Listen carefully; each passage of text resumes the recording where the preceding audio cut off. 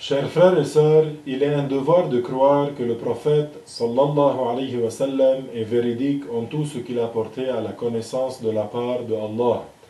Qu'il s'agisse des informations relatives aux communautés, aux prophètes et au commencement de la création, ou de ce qu'il a apporté à notre connaissance parmi les choses qui auront lieu dans le bas monde ou dans l'au-delà, ou bien du caractère licite ou interdit de certaines paroles des esclaves.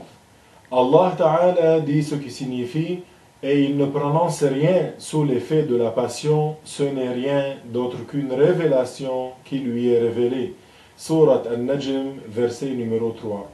Et parmi les choses que le prophète sallallahu alayhi wa sallam nous a parlé à propos, c'est la vie dans la tombe.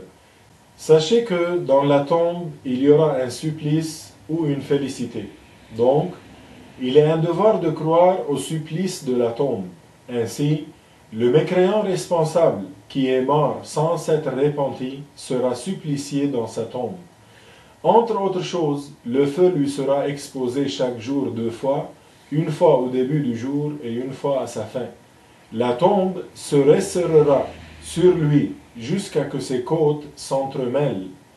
Il sera frappé par les 2 anges, Munkar et Nakir, avec une masse de fer entre ses oreilles.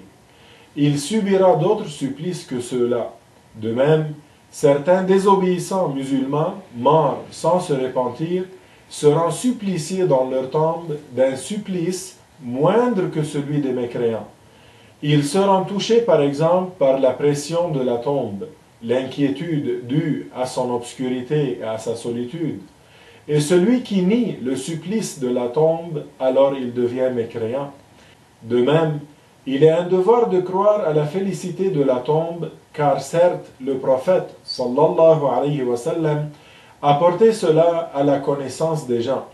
Entre autres choses, la tombe s'élargira jusqu'à atteindre 70 coudées sur 70 coudées pour le croyant pieux et pour qui Allah veut cela parmi les croyants qui n'étaient pas pieux.